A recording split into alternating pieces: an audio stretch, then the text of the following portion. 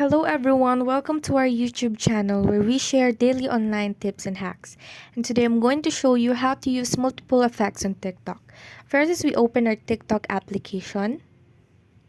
And then once we are here, click on the plus icon on the middle option on our lower screen.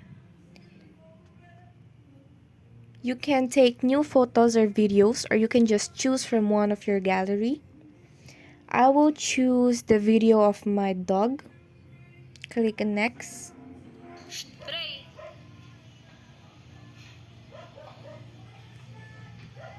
And on our right side of the screen, we can see options like stickers, effects, and many more. We click effects, and here are a variety of effects to choose from. We can try this zoom effect for this duration, and then glitch, and another one, or as many effects as you want to put.